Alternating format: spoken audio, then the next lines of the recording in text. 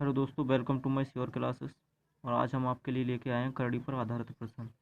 दोस्तों, पहली वीडियो में मैंने आपको घातांक पर आधारित प्रश्न के कॉन्सेप्ट के बारे में बताया था। दूसरी वीडियो में घातांक के प्रश्न के बारे में बताया था। अब तीसरी वीडियो में करड़ी पर आधारित कॉन्सेप्ट के बारे में बताएंगे। ठीक है दोस्तों, तो चलो चलते हैं। जैसे दोस्तों यहाँ पे क्या है, तुम्हारा अंडर रूट एक्स है। अंडर रूट एक्स में एक्स क्या है, हमारा बेस है, और ये क्या है, हमारा रूट है।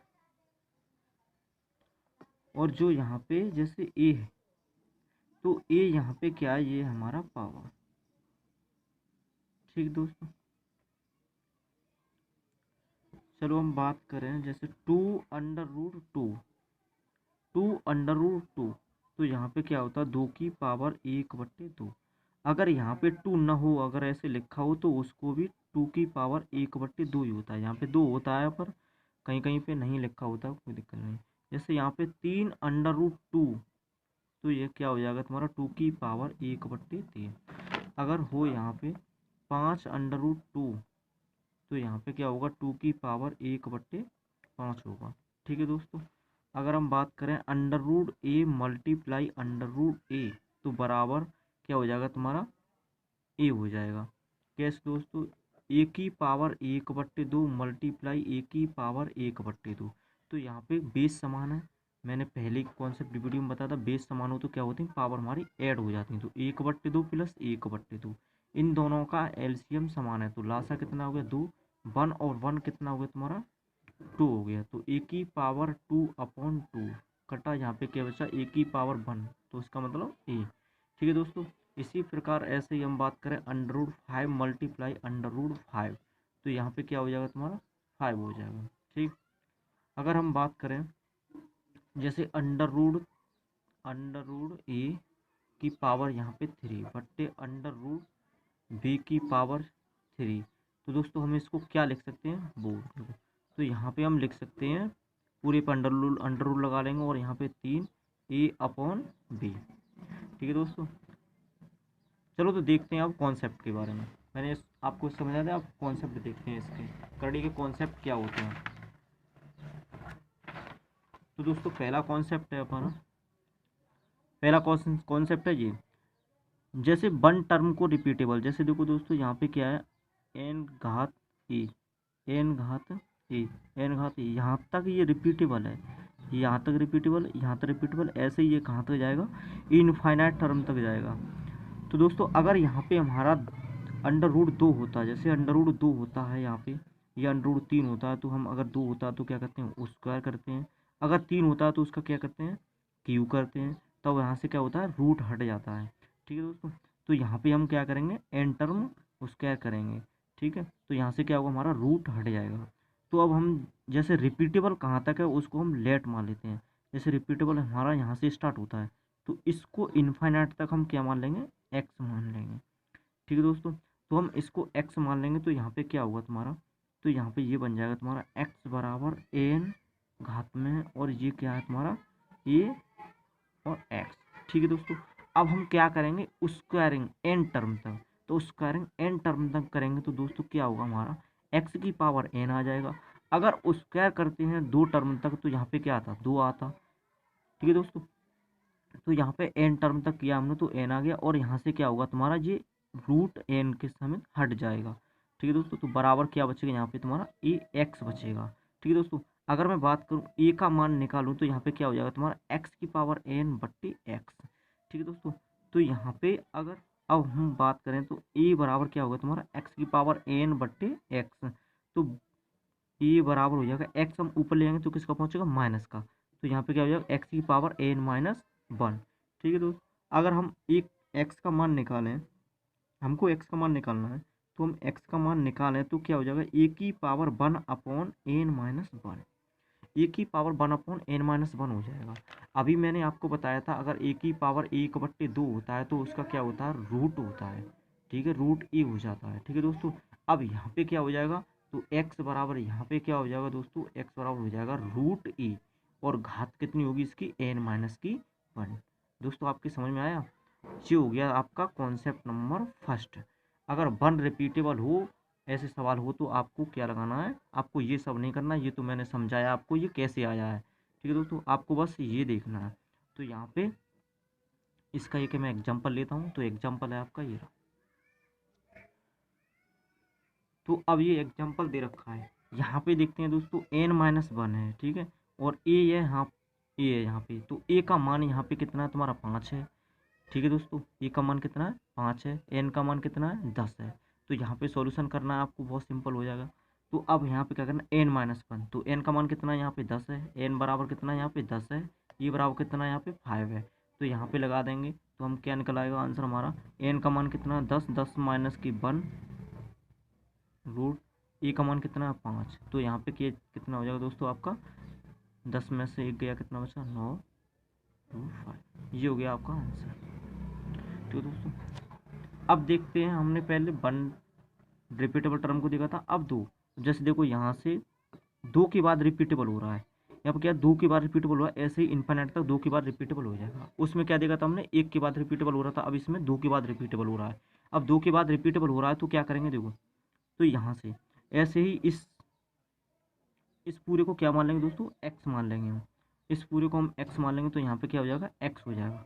तो हम x बराबर, यहाँ पे क्या है तुम्हारा, यहाँ पे 2 है, यहाँ लिखा नहीं 2 है, और यहाँ पे क्या है दोस्तों, यहाँ पे q है, तो q है, तो और यहाँ पे q b है, और इसको हमने सबको क्या मान लिया है, x मान लिया है। तो ये बन गया दोस्तों। ठीक है, अब हम क्या करेंगे, यहाँ पे हमको ये पहले ये वाला रूट हटाना है। अगर ये वाला रूट हटाना तो यहाँ पे पावर कितनी है, 2 है, अगर कुछ नहीं होता 2 मानते हैं, तो यहाँ पे 2 है, तो क्या करेंगे, इसका स्क्वायर करेंगे ऑन बोथ साइड, दोनों तरफ का वर्क करेंगे। ठीक है दोस्तों, तो एक्स स्क्वायर बराबर यहाँ पे क्या हो जाएगा तुम्हारा, यहाँ क्या बचेगा, एक्स स्क्वायर बराबर ए, और यहाँ पे क्यू अंडर रूट में वी इंटू एक्स, ये इसकी घात है। ठीक है दोस्तों, अब देखते हैं यहाँ पे क्या हुआ हमारा, अब यहाँ पे क्या है हमारा ए है, और यहाँ पे ये क्यू रूट है, तो यहाँ पे क्या करना हमको, अब यहाँ पे क्या करना पड़ेगा, इसको उठाने के लिए हमको क्या करना पड़ेगा, क्यू करना पड़ेगा। तो क्यू करेंगे तो यहाँ पे क्या हो जाएगा तुम्हारा, एक्स की पावर 6 हो जाएगा बराबर, और यहाँ पे क्या हो जाएगा तुम्हारा ए की पावर क्यू, और यहाँ क्या हो जाएगा तुम्हारा बी एक्स। ठीक है दोस्तों, अब देखते हैं, तुम्हारा एक्स से एक एक्स कट जाएगा, एक्स की पावर 5 बराबर क्या आ जाएगा तुम्हारा, ए क्यू इंटू बी। ठीक है दोस्तों, अब हमारा एक्स बराबर क्या मान होगा वो देखते हैं दोस्तों। तो एक्स बराबर क्या होगा तुम्हारा, ए की पावर क्यू इंटू बी की पावर 1/5। ठीक है दोस्तों, तो यहाँ पे 1/5 आ गया। अब तुमको पता है एक्स की पावर 1/2 क्या होता है, तो तुम्हारा अंडर रूट लगा देते हैं एक्स, और यहाँ पे 2 आ गया। ठीक है दोस्तों, तो इसी प्रकार ऐसे इसमें कर देंगे, एक्स बराबर अंडर रूट में ए क्यू वी, और यहाँ पे कितना हो जाएगा तुम्हारा 5 हो जाएगा।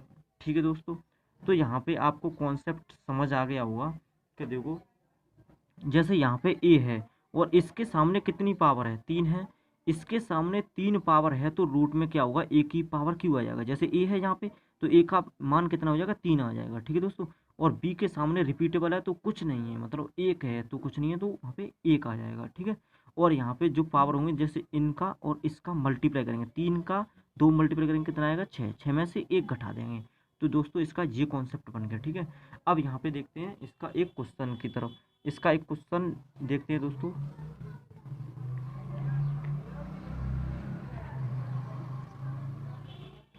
इसका एक क्वेश्चन है दोस्तों, जैसे देखो दो दो टर्म तक रिपीटेबल है, यहाँ से यहाँ था। तो अब यहाँ पे हमारा कॉन्सेप्ट क्या बना था, एक्स बराबर, यहाँ पे 5 बना था, तो 3 दूनी 6, तो यहाँ पे 5, तो ये आ गया 5 आ गया। अब हमको क्या करना है, 2 की पावर कितना आ जाएगा, 3, 2 की पावर कितना आ गया दोस्तों, 3 आ गया। ठीक है, 4 की पावर यहाँ से रिपीटेबल हो रहा, तो 4 की पावर कितना हो गया, 1 हो गया, तो 4 की पावर 1 हो गया, सोल्यूशन कर लो, आंसर हो गया। यहाँ पे आएगा तुम्हारा 5, 2 की पावर 3 कितना होता है 8, और 4 की पावर 1 कितना होता है 4, 832। इसको निकाल लो कितना निकलेगा। चलो तो देखते हैं अगला कॉन्सेप्ट दोस्तों। अब यहाँ पे देखते हैं, जैसे देखो अब यहाँ पे कितना है तुम्हारा, 1 2 3, 3 टर्म के बाद रिपीटेबल आ रहा है दोस्तों, 3 टर्म के बाद रिपीटेबल आ रहा है, और ये कहाँ तक जाएगा तुम्हारा, इन्फाइनाइट तक जाएगा। 3 टर्म के बाद रिपीटेबल इन्फाइनाइट तक जा रहा है।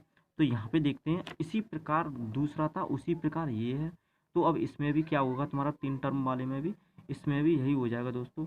जैसे इसका मल्टीप्लाई करेंगे, इन तीनों का मल्टीप्लाई, उसमें से एक घटा देंगे, तो तीनों का मल्टीप्लाई करके यहाँ में क्या कर देंगे, एक घटा देंगे दोस्तों। तो यहाँ पे इसकी घात तो ये बन गई दोस्तों, ठीक है। अब इसमें क्या हुआ, तो ए की पावर एम आएगा, यहाँ पे क्या आएगा, ए की पावर क्या होगा दोस्तों, एन हो जाएगा। तो यहाँ पे ए की पावर एन, बी के सामने क्या है दोस्तों, ए के सामने एन था, बी के सामने क्या है, पी है, तो बी की पावर कितना हो जाएगा दोस्तों, पी हो जाएगा। सी के सामने क्या है, रिपीटेबल है, कुछ नहीं है, तो सी का मान कितना हो जाएगा दोस्तों, 1 हो जाएगा, ठीक है।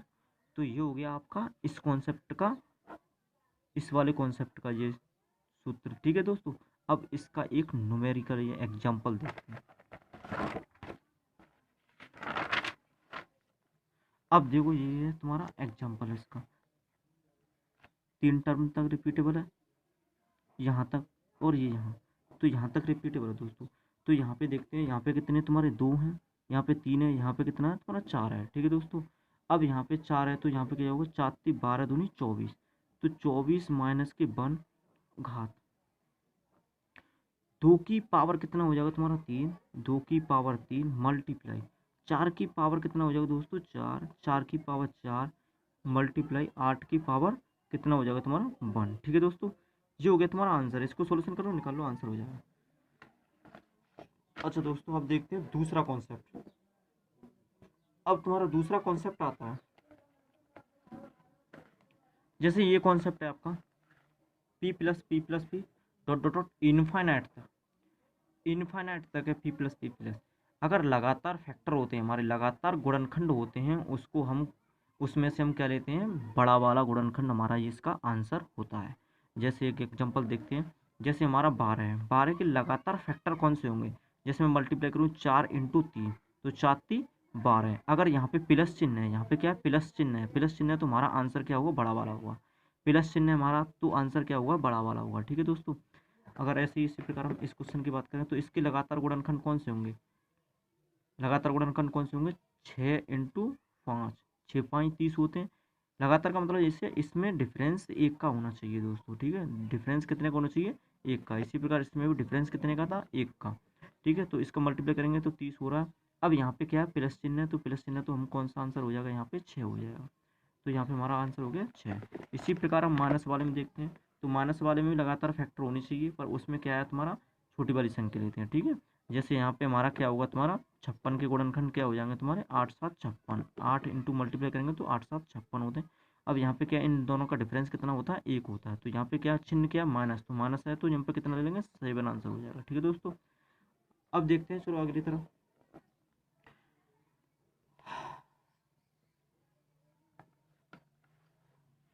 अब यहाँ पे दोस्तों जैसे और देख लेते हैं आपका कॉन्सेप्ट के बारे में। अब यहाँ पे देखते हैं दोस्तों, जैसे जिसके लगातार गुणनखंड ना हो, अगर कोई सवाल है उसके लगातार गुणनखंड ना हो, तो उसके लिए, जैसे ये है सवाल आपका 3 3 + 3, ठीक है। अगर इसके लगातार गुणनखंड ना हो, तो उसके लिए एक फॉर्मूला होता है तुम्हारा 1 + √4a + 1/2, ठीक है दोस्तों। तो ये सूत्र होता है लगातार गुणनखंड ना हो तो प्लस के लिए, ये होता है तुम्हारा प्लस के लिए।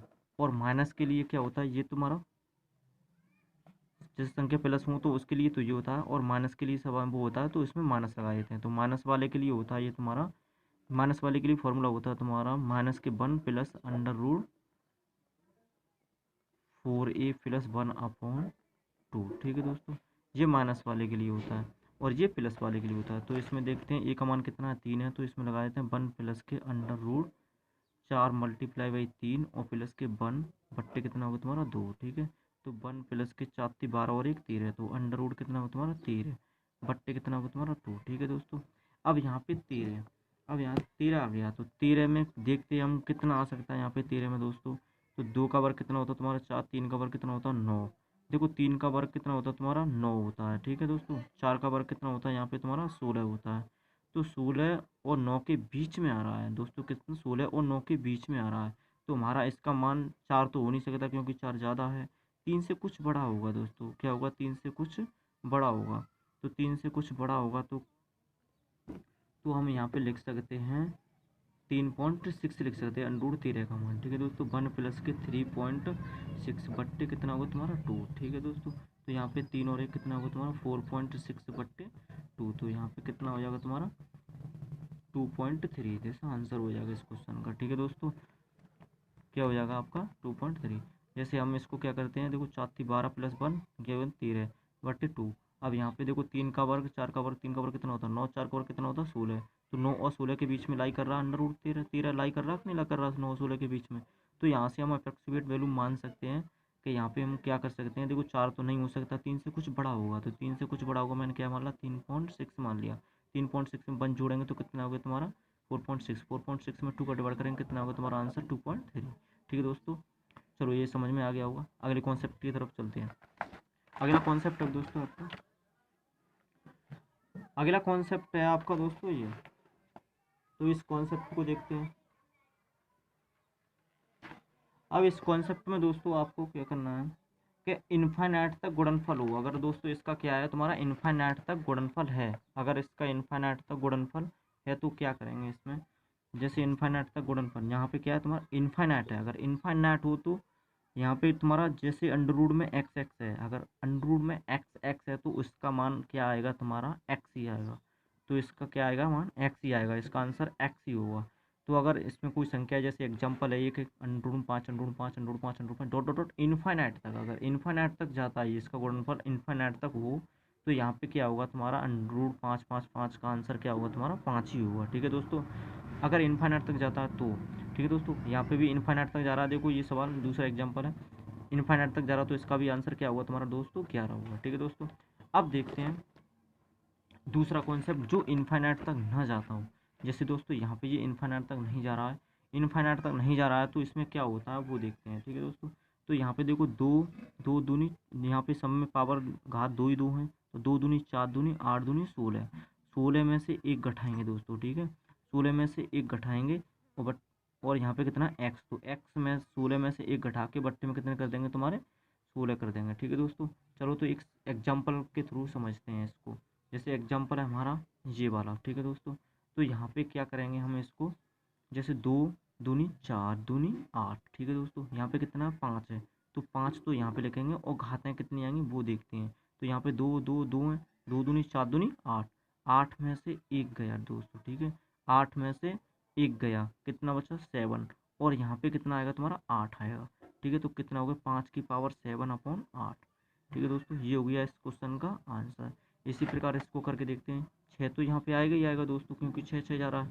अब यहाँ पे 2 दूनी 4 दूनी 8 दूनी 16, तो 16 में से एक घटाओ और बट्टे 16, तो 16 में से एक घटाओगे तो कितना बचेगा 15/16। दिस क्वेश्चन आंसर हो गया इस क्वेश्चन का। ठीक है दोस्तों, अगला सवाल देखते हैं। अब यहाँ पे देखते हैं इस लास्ट कॉन्सेप्ट है आपका, इस कॉन्सेप्ट पे भी सवाल आते हैं इसमें से। तो देखो यहाँ पे देखते हैं, बहुत सिंपल सवाल है ये भी। 21, तो ये √16 का वर्गमूल कितना होता है √16 का, तो √16 कितना होता है 4 होता है। 21 और 4 कितना होगा तुम्हारा रूट में 25 हो गया, तो 25 हो गया, तो 25 का रूट निकालो तो यहाँ पे कितना आएगा तुम्हारा 5 आएगा। 11 और 5 कितना होता है दोस्तों 16 होता है, तो इसका आंसर कितना आ गया तुम्हारा।